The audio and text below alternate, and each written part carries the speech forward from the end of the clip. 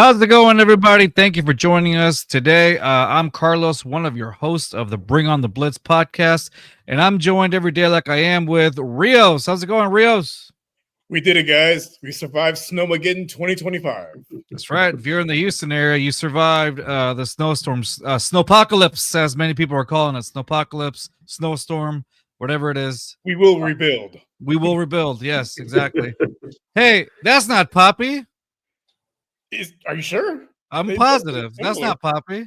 Hey, guys, just want to introduce you to Mario. Mario's going to be one of the co-hosts with Rios. They're going to be doing their own show called In the Paint podcast, where it's all up. It's kind of like here, like Bring on the Blitz. It's going to be focused on NBA basketball, of course, mainly like we do here. We talk about the Texans, and I guess I'll be talking about the Rockets. So, gentlemen, so we'll start off with Rio, since you already said something. Mario, how are you doing today? But how are you feeling about this?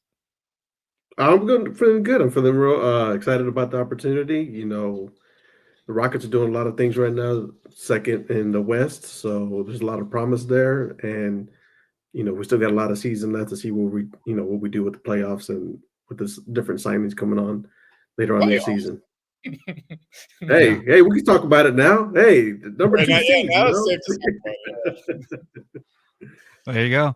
All right, so back to I can understand what he says.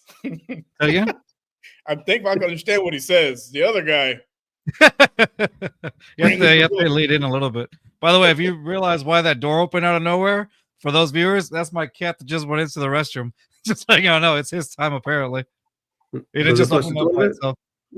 Yeah, he'll let me know when it's done. All right, so with that being said, the Texans are now officially finished with this season. After the intro, we're going to talk a little bit about what happened during the Texans versus Chiefs divisional game. That's coming up after the intro. Hit it.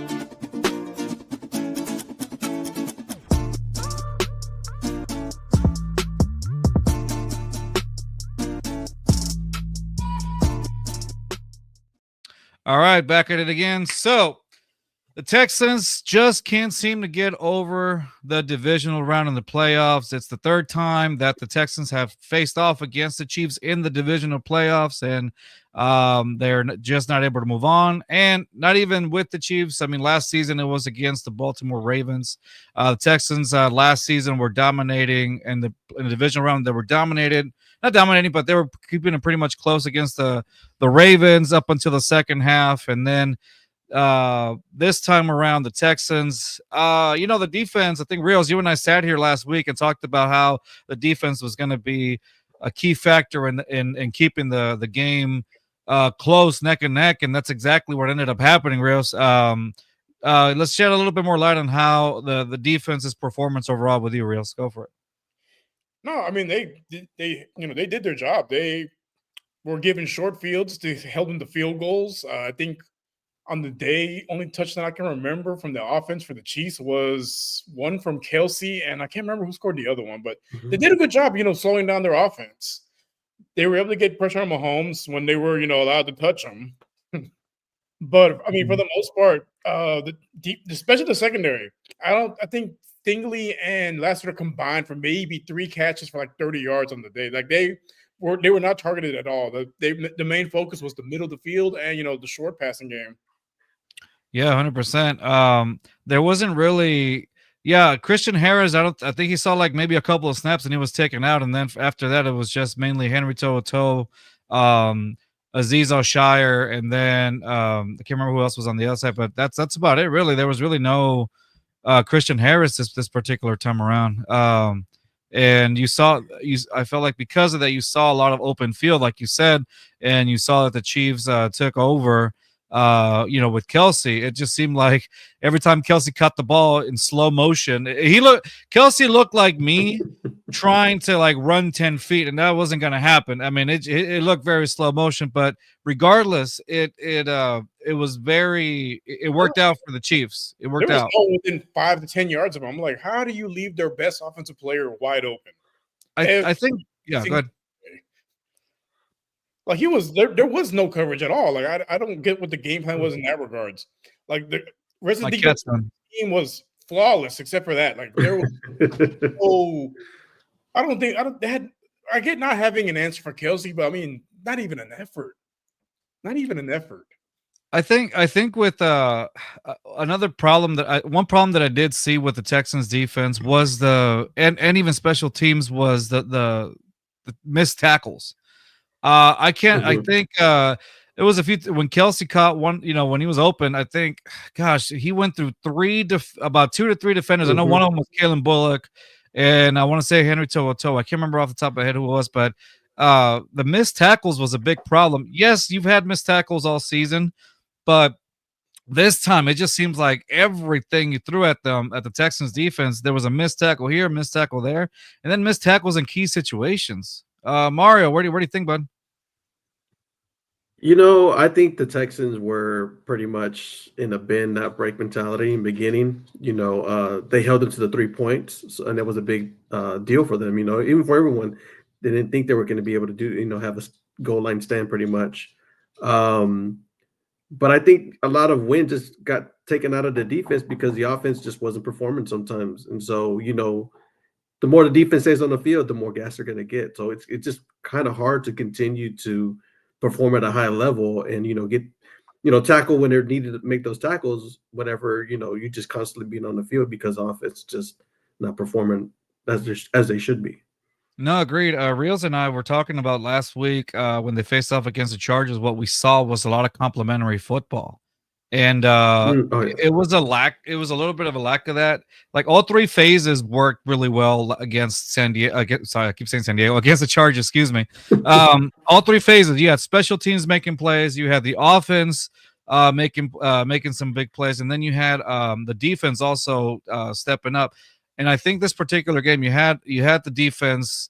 Yes, defense had a few moments where they kind of messed up a bit here and there, but then you had the special teams. The very first play, you allow the Chiefs to get that far into your own field, and not only that, then you get a penalty after that by throwing the helmet, and then off the sidelines, same player pushes Frank Ross, which apparently it was not as big of a deal as it was portrayed. But regardless, taking the helmet off. Yes, I understand that you have a lot of emotion, you stopped, but the fact that you threw that just gave them another advantage. Now, credit to the defense, they did hold them down to 3 points after that, but those are the types of situations that you don't want you don't want to be in, and it was right from the get-go. Well, I think some of the frustration led from I would say a questionable call where it appeared to be a fumble and there was no review. Typically when there's a turnover worthy play, they kind of review it, but there was none. And I think possibly that's probably why he was a little bit frustrated, because it's like you force a turnover and then they don't even review to give you a chance to show like, hey, this is the evidence that this is our ball now. And I get from that aspect, but it's still you gotta be composed in the situations. No, it's understandable, but you get because the guy is frustrated, but at the same time, like you said, yeah, he's got to play smarter than that, because at that point you have to be able to control the emotion because at this point it's detrimental to your team too, right? Like that's how I'm looking at it. Oh, yeah. Mario, what do you think on that one? The helmet. It just can't happen. The Texans have been known to shoot themselves in the foot when it comes to penalties. Yeah. This is something that's not uncommon. It's happened throughout the season, both on offense and defense. So this is something that, I think DeMeco kind of needs to kind of rein it in, hey, you can't have these penalties, but you have them every week. This is something that they really need to discuss in the offseason and how they can, prevent those penalties from happening in the future or next season. Yeah, no, 100%.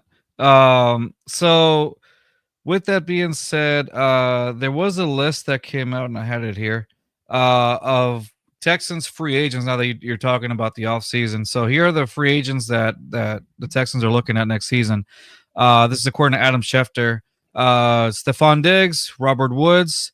Those are the two on offense. So now, there's going to be more on offense, but here are the following are some names that I say were playmakers for the Texans defense, which was a strong suit this season for the Houston Texans, that defense. So you got I'm gonna ruin that name, but Fatusaki, yeah, safety Eric Murray, Mario Edwards, Derek Barnett, Neville Hewitt, Devin White, then there, but Daryl Wundawale, Kendrick Green, Jerry Hughes. Now we go back to offense, Irvin Smith, and then you got Jeff Okuda and Case Keenum, which I don't think a lot of people saw. But out of those names, in my opinion, here, so we'll talk about who the Texans should bring back. That would be helpful again to keep the same type of defense or whatnot. So since we're talking about defense right now, I say you need to bring back Fatukasi. There you go, Fatukasi for sure. I mean, he's made some plays this season. I think you need to keep him. Mario Edwards again. He also made some plays like that. That was a strong front seven. You need to. I think you need to keep those. So Mario Edwards, Fatukasi, Derek Barnett. I mean, Derek Barnett, I feel like that's a good piece to have for depth, Derek Barnett, those guys switching around, I think they were fine. Oh, that's what it was. Neville Hewitt was in for Christian Harris and a lot of those plays. And I think this is a guy that can be flexible. I obviously you see him in special teams. I think you can replace Neville Hewitt, with somebody else. I don't know how much of an urgency, the draft. Yeah, you could also draft. So I don't know about Neville Hewitt. Devin White, same. I think you can get rid of him. Awundawale. That's a tough one. That's your backup. That's a tough one. He's had plays. He's gotten you first downs. He's gotten first downs for the Texans. I think he was used in crucial situations. He can get open whenever the offensive line gives him a gap to go through. I would say bring him back. Kendrick Green, I'd say you bring him back too. I think you can use him. I think to me the best offensive line was when the Texans faced off against the Titans in the second time around when they were wearing the Oilers uniforms. Oh yeah. And I think at that point, like that to me, that's where your strong suit is, and that was the strongest line. It's the same line I think that they used for the Chargers as well. And honestly, I think he would be good. He would be a pretty good depth piece that you could keep him there. Jerry Hughes, he's older. Yeah, he's already on his way out. And I think last season, he was contemplating retirement too, somewhere along the lines. Same thing with Keenum. I think both those guys retired. Yeah, Keenum is gone. Irv Smith Jr. I don't see him back. Jeff Okuda, he was there, but the times that he was on, he would get burnt a lot. So I think you can go out and get something better than Jeff Okuda. Now to the wide receivers, Stephon Diggs.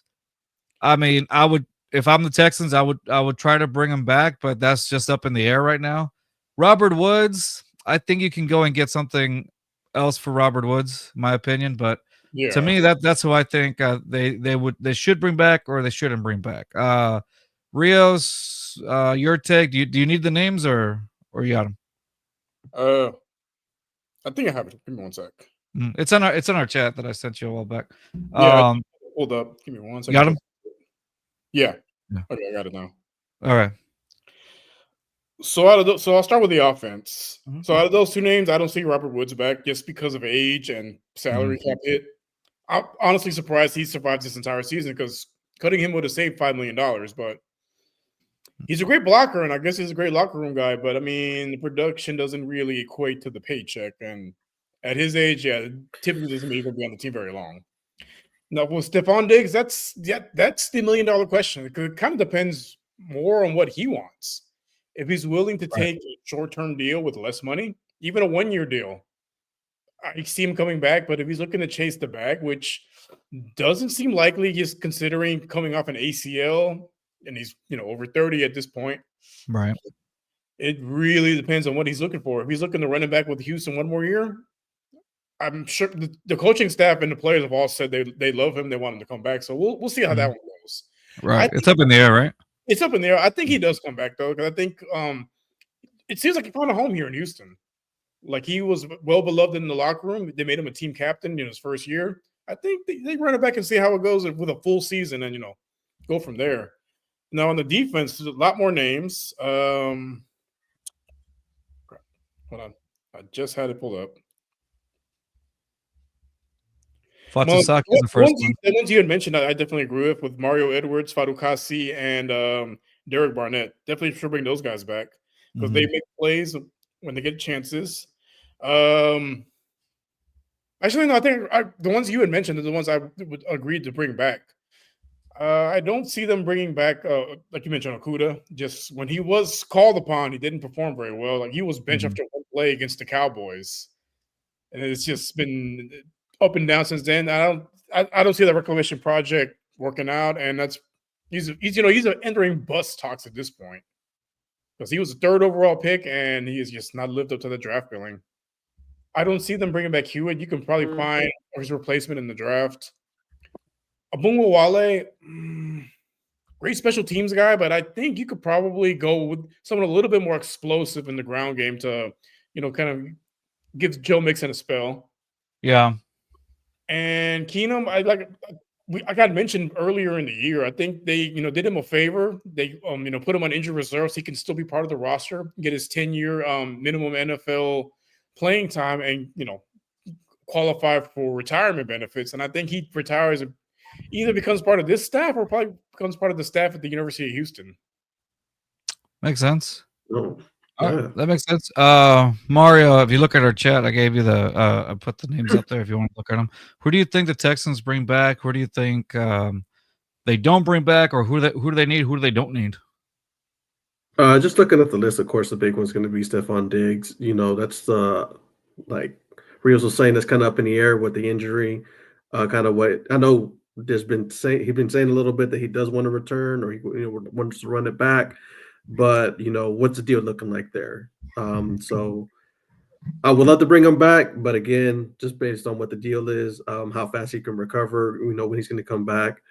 That's kind of what I'm at with Diggs. Robert Woods, of course. I think there's a lot of options out there for the draft and a lot of other free agents that you can replace him with. So I think he can, we can find someone else for him.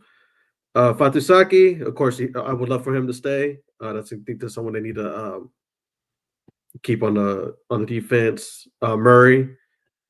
Mario Edwards that's another person I would definitely want to keep.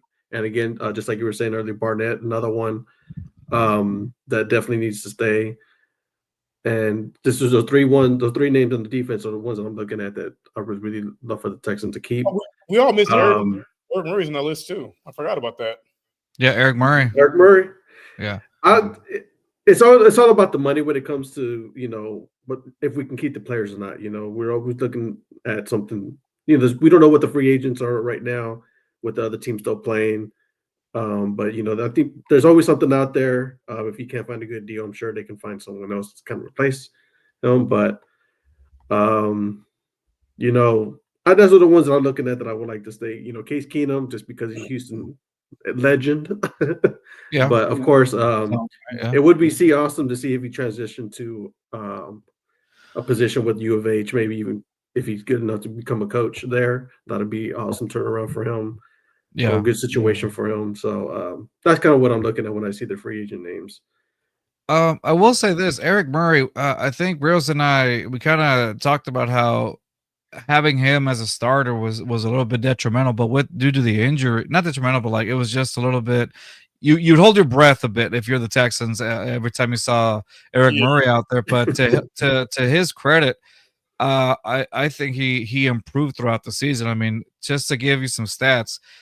Throughout the regular season, he had 75 total tackles. 50 of them were solo tackles. He had a sack, an interception, pick six, excuse me. And so he alone, interception during the regular season and a pick six. I'm sorry, during the playoffs. But I think he shined this season. He did a lot better than the last seasons he was in. I think this was his best season. In my opinion, with the Houston Texans, like something along with the way that the Mika was playing those guys. I think it brought out the best in him. It may have not been the best the first year, but that second year he really got it going, and he turned it up. So I would definitely like to see Eric Murray back. Don't get me wrong. I think the future is bright with that Texan secondary. You got all pro corner Derek Stingley, who has lived up to the name, every bit of it. Questioning was, a lot of Texans fans questioned his ability to stay on healthy this season, and he answered those critics well by being selected to the Pro Bowl, and again just all out balling out this season. Then on the other, he's about to get paid. And then on the opposite side, it's not like there was at the beginning of the season, the defense, it was like, who's gonna be on the opposite side of Derek Stingley? How are they gonna? There was like maybe Jeff Okudah, Mike Ford, all these guys that they were bringing in, and then you realize you had a hidden gem in Kamari Lassiter. Kamari Lassiter is, by all means, lived up to the hype. He did well. I think that was a great choice by Nick Caserio to get Kamari Lassiter in the second round. He balled out this season. About that 4.6 speed, people were concerned about that. His 40 time in was not an issue all year. Not an issue. And then to make it better, you have Kalen Bullock in the back and safety. Kalen Bullock, I feel like, is a bit underrated. Kalen Bullock is they got him off of USC, and I've always said this, it was a horrible defense of USC last season, and they got him up. He was like the bright and shining diamond in that defense, and what he did in USC transferred over to the NFL, and what he had five interceptions, somewhere on there as a 5. There you go, 5. And so he, in his rookie season, like, that's a no-fly zone right there, but definitely. And then of course, once he gets healthy, once he's healthy again, Jalen Petrie, you got him back, you got him there too. And then again, if you bring back Eric Murray, that is just a pretty decent depth piece that you have there. It's like if somebody goes out, you have him to trust in the background and in the back, and he lived up to the hype this season. So I do hope the Texans do sign him again. It just depends if, obviously if you shine like he did this season, because I mean technically he was playing for a contract too. So somebody else sees him, picks him up. It's just going to be one of those things where if he's going to go want to get the bag or he wants to stay with this Texans defense. No, but the other members of the secondary, the best part about them, all of them, they're under 25 years old. That's true. The oldest one is Stingley. He's 24. Yeah. A good problem to have in there. The youngest one is Bullock. He's 20. He turns 21 this year. Like, they're all young, and they're only going to get better at this point. Yeah, 100%. That's why I told Rios and the guys, and we've all agreed with it. Like, the reason why we felt that this Texans defense was elite is because no matter who went out, the same level of play was consistent, up until, you got to see it finally against this Chiefs game when Christian Harris, I think he was definitely needed in that game, but him being out, I think hurt the team. But I mean, injuries are injuries, right? It's part of the game. So, that's how it is. It is how it is. But all right, that's defense. Anybody else want to share anything else on defense that I might have left out? No, that pretty much covered it. I'll just say this about the defense. Sure. As the Texans organization, they've always had problems with the secondary. Yeah, that's always been a big Achilles heels for them. But this year, really showed a hope. Like, hey, maybe they're finally dialing it in. Mm-hmm. And with all the stuff that we've seen, all the takeaways, pick sixes, the tackles, it shows a lot of promise that we haven't had before, or that the Texans haven't had before. So, that's something, and they're all under 24, 25. So, they're only going to get better with time. So that's just something that's going to be getting better and better. And so the fans have something, to look forward to now, instead of, before, in the past, it's like, hey, what's the secondary going to do this game? So now you don't have to question it anymore, because that the Texans have a good product on the field. So you can be confident about that as a fan. Hey, look, this is what they're doing now. 100%. And then it's a great product, but it also comes in with the reason another reason to credit the Texans defense why the secondary was able to do a lot of what they did. That front seven is strong. You keep that, as long as they keep making plays, it's just a lot easier for them. It's basically a chain effect, right? You got your front seven that do well. Guess what? Your secondary is going to do phenomenal as well. So it all starts with that front line. As long as those guys stay there, I think if you can keep all of those guys back bring them back next season, I think your defense is going to stay as good as it was. Or, I mean, if if the coaches see, hey, maybe this guy can give me the same level of production, boom, whoever they brought in some players. I mean, Nico Autry was also a big get from the Titans last season. There was a lot of questioning going in, saying, well, his work ethic and all these things. Look, every time he was out there, he was making plays. So I'll take that. Whatever gets Nico Autry to perform, that's it. That's what Texans fans want. All right. Let's move over to the defense. To the offense now. All right. This is gonna be interesting here. All right. Looking at a lot of the gameplay, I gotta say this. Let's start off with the leader himself, CJ Stroud. Okay. The biggest issue that Rios and I would talk about this season is the patterns that we saw of him holding the ball too long, playing the hero ball, always wanting to throw a deep shot. When he fumbled the ball, I'll still keep going back to when he fumbled the ball against the Chargers.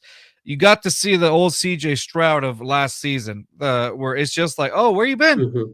He woke up, started planting his feet correctly, started throwing accurately as he was used to. Started doing checkdowns, and most importantly, he started using his legs. His legs, go and get that first down, get those extra yardage, get that extra yards. Positive yardage is always best.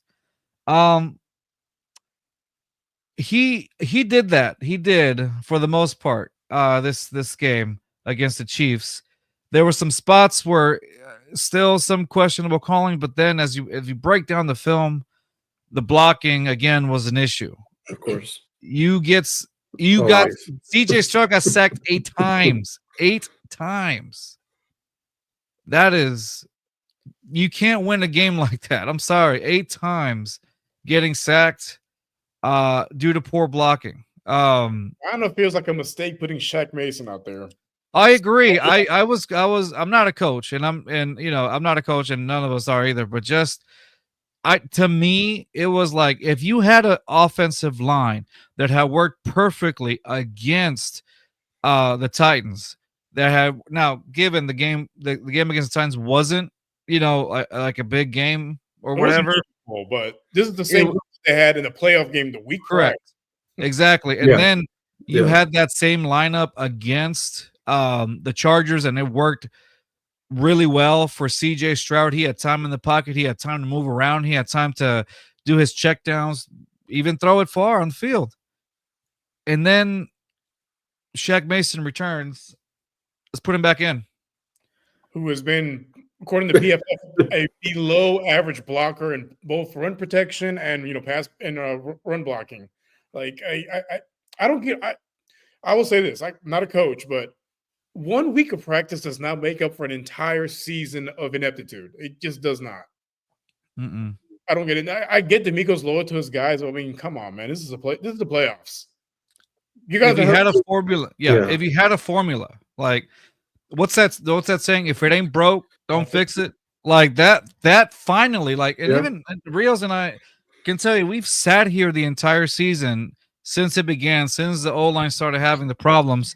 We're thinking, there's no adjustments to the same guys over and over. Like, this is out of all the seasons where you've had healthy linemen, besides Kenyon Green going out, and that's about it, really. And that really wasn't a loss. Yeah, I mean, Kenyon Green going out, like, in a season where your linemen, as opposed to the previous season where your line, it was like a revolving door. Last season, the Texans were going through guys left and right because they were getting injured. This season, you get a season where most of them, for the most part, are healthy, except for Kenyon Green, and then Shaq Mason just went out like this particular, a couple games or whatever. That was just about it. Yes, I think Patterson got concussed once, against the Jets, and then he came back. But that was about it. No actual major injuries where like one guy had to sit out for the season besides Kenyon. You got relatively pretty lucky there. But now the problem was that the offensive line didn't mesh. There was no run blocking. There's no pass blocking. It was an absolute disaster, and a lot of it came from the interior line. And then once you started adjusting because of an injury, yes, through Shaq Mason, you got an O-line. You shift Titus Howard over to left guard, right, Rios? Is left guard, Titus Howard to left guard? You bring in Blake to be the right tackle, which is what Titus Howard does, and he does a pretty decent job. Yes, he dropped the ball a few times here and there, but nothing. He still did a pretty solid job for that position. In his defense, it was Chris Jones. It was Chris Jones. He was going against Chris Jones for goodness sake, as a rookie for goodness sake, and you still kind of held up your own. So, like, that shows a testament to who he was. But at the same time, it's like if you had a recipe, I guess, that was working, why not keep it? Why add Shaq Mason back to it? That kind of confused me a little bit. And like I mentioned earlier, I think it's loyalty to his guys, which I get. I can respect that, but at the same time, like, this is the business, and you're in the business. You're trying to win games, not hurt people's feelings. And so they should have told him, "Hey, man, appreciate all you've done this season, but we're gonna go with a different route for this game because this gives us our best chance of winning." End of story. But Mario, what is your take on the O-line? Whether you've seen this season or whatever. Larry Tunzel, finally got it together toward the end with all the penalties, but just like you were saying before, they had the perfect, I would say, the best O-line set up the previous two games, and changes for this game. I understand it's a strategy game. You have to, continue to juggle the line, but you just juggling the line to something that's not good, and you already know it's not good. Everyone, watching at home, even the commentator can see what's going on. And so, there's been a lot of talk about, who the O-line coach is and, what are they really doing out there, if they're really coaching, because you see some of the same mistakes, you see the same people in there. And, it just doesn't make any sense of why you would go back to a line or, insert someone else that's just not performing the way they need to. And maybe just like Reese was saying, it's, this is my guy. This is my guy here. I've known him for years. He's been here for a long time, but, you got to move on. You got to be able to make those moves as a head coach. It's like, hey, just like Reese was saying, hey, do a good job for the rest, for the whole season, but this gives us our best chance to win. If we're trying, everyone's trying to win the championship. That's the end goal, the NFL championship. But if you're not making those moves, it's only questions are going to pile up. So, this is something you got to address in the offseason. DeMeco has to address these things. And so that way, next season they come, they're not getting questioned every week about, hey, what's going on with the O-line? Mm-hmm. So I got to say that George Karlaftis being blocked by Dalton Schultz, he literally took Dalton Schultz's lunch. His lunch money, his car keys, his house. There was nothing that Dalton Schultz could do to take care of George Karlaftis. And look, I think that was a big did a better job of blocking than Dalton Schultz did. I think she would have done a better job. I don't know, man. This season, Dalton Schultz's performance, I don't know what happened, but it completely it was there was key moments where it was non-existent. I don't know what's going on with Dalton Schultz, and I don't know what's going to happen with Dalton Schultz. I know DeMeco's going to have a lot of things to do this week. I think no, I apologize. He said he's going to take the week off, and then there are going to be some uncomfortable conversations that they're going to have, is what he said. And I think CJ Stroud said the exact same thing. So in the next couple of weeks, I think Texans fans are going to see a lot of changes. Coming up or whatever. You know what? Let me rephrase back. I just saw a quote by DeMeco Ryans when they asked him on the decision to start Shaq Mason at right guard. And I quote D'Amico, Shaq had a really good week at practice. Shaq had been working a while to get back with us, get back out there. No. I thought he had a really good week, and I thought overall it was good. It wasn't good collectively how we protected. That is not just one person. I keep noticing the word week. I mean, it had been a consistent thing for weeks, but when you have a solid week, I don't know, man. It's been months of abysmal play from him. It's not just, us as, observants. It's from analysts. It's people that all the analytics say he has been a subpar pass blocker, subpar run blocker, yet you keep marching him out there. Yeah. All right. Back to the difficult conversations. D'Amico was also asked about. Yeah, he should be the first difficult conversation. Dalton Schultz. Right. So it says how hard it is to communicate to a player that he will not be returning the following year. D'Amico said, and I quote, having those difficult conversations with players is always a tough time. You have to tell a guy no. It's probably one of the toughest parts of this job is having to tell players no.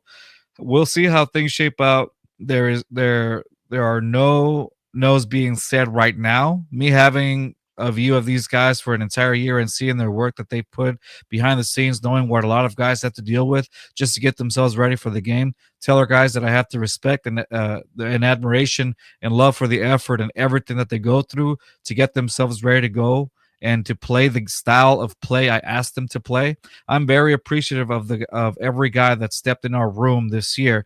I tell them that they are always my players, no matter how it shapes out. You never know. You can go somewhere else. You can always end up back together again. And he says the same thing with the staff. But again, the key words were having difficult conversations with players. So a lot of it, I think everybody's going to be able to see coming in the next few weeks. First one's going to be Bobby Slowik. Second one, Dalton Schultz. Third, so they did ask him about and it was a very quick answer too. You know how this one was a pretty long answer. Yeah. He was asked on thoughts on offensive coordinator Bobby Slowik's performance as a play caller in year 2. D'Amico said, I think overall with Bobby, I saw some growth. I saw some improvement throughout the year. That was it.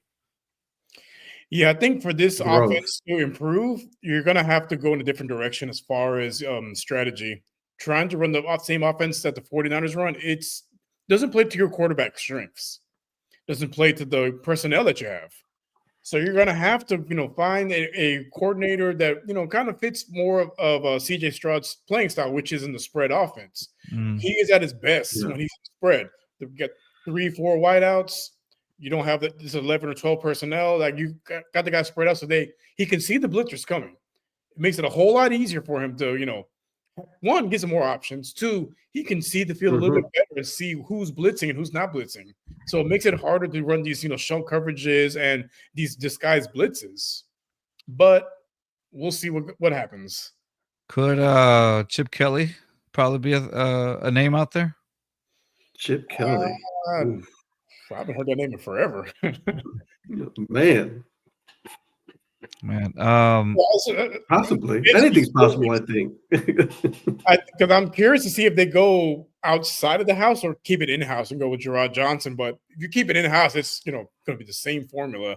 So me personally, I would prefer that they go to someone that's not in the building right now, a fresh voice, fresh ideas. Yeah, I think so too. They have to. I said Chip Kelly, Ryan Day. Did y'all see, by the way? Did y'all see the Ohio State how they played against Notre Dame? The way that they designed the offensive schemes against Notre Dame. No, you didn't see the Ohio State game versus Notre Dame? Man? I didn't. No. I was like, man. Hey, I was doing I was watching something else. I'm sorry. Yeah, no, you're fine. We're gonna get a chance to watch it. No, you're good. You're good. No, I kept up with the score. I just wasn't watching it because, there were two teams I didn't want to see win. Oh man, that's the worst.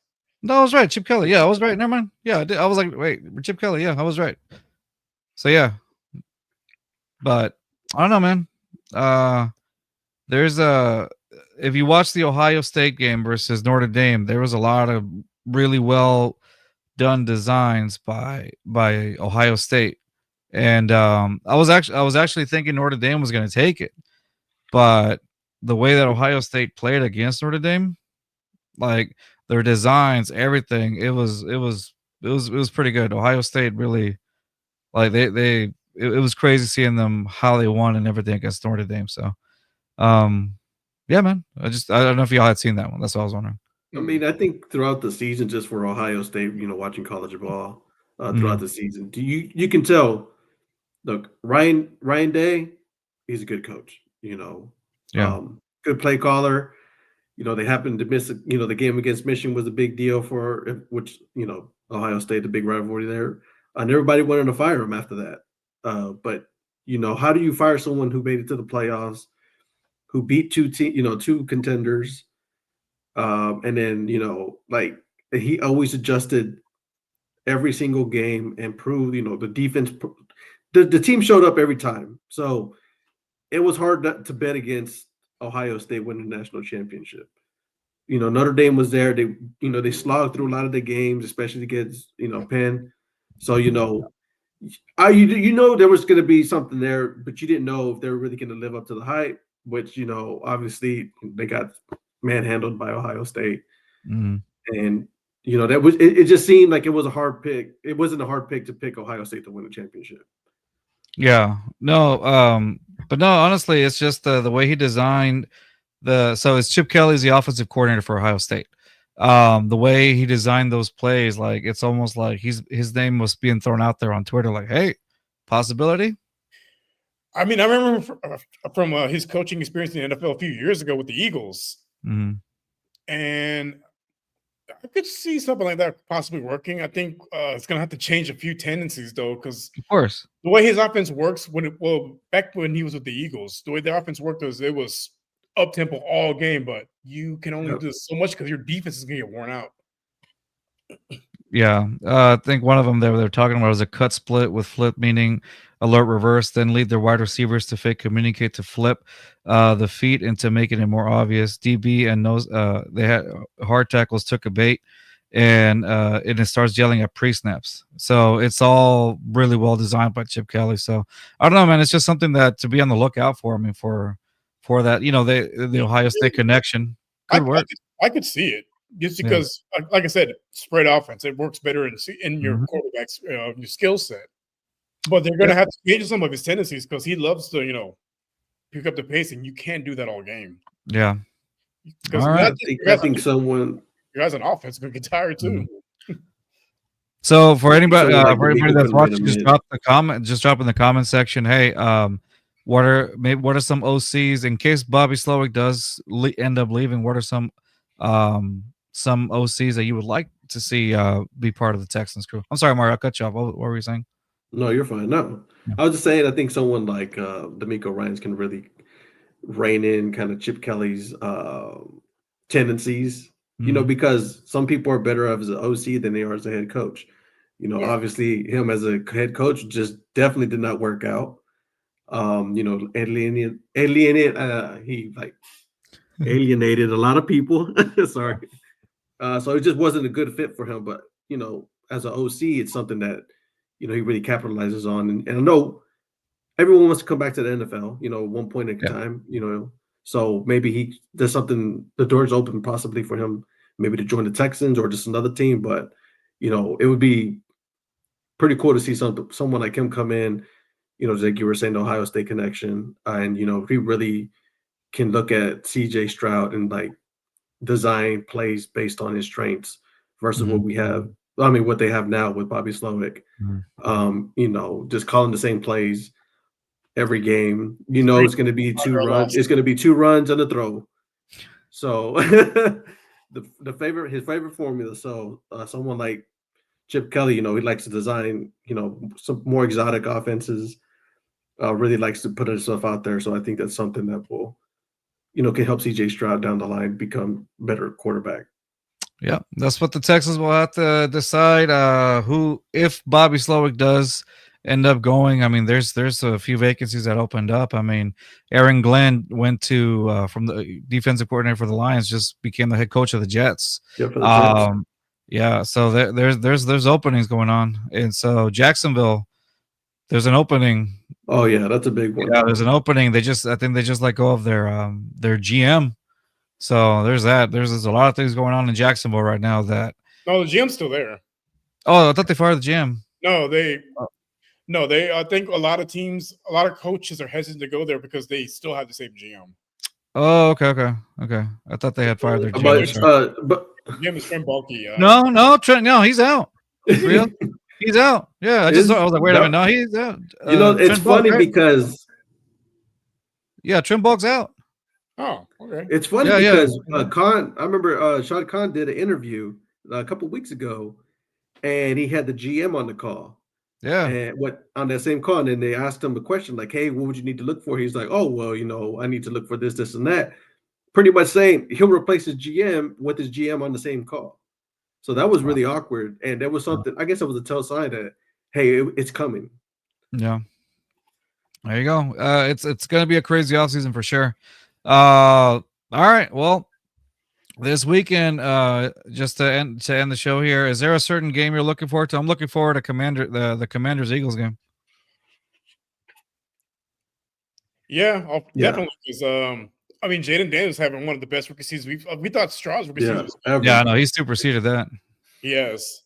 Yeah. He could be the first rookie quarterback to make it to the Super Bowl. Man, imagine the storylines. Wild.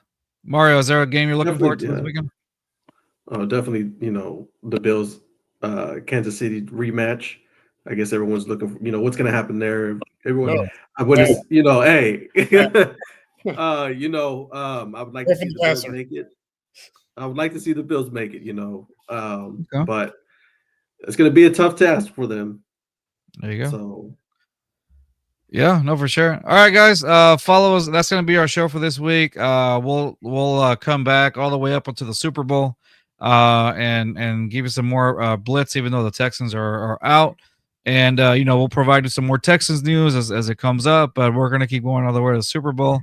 And again, we're gonna start off with Rios and Mario here. They're gonna start in the Paint podcast, and again, all Rockets, and of course some stuff around the NBA as well. So please don't forget to subscribe to our YouTube channel right here at B Blitz Pod, as you see at the bottom.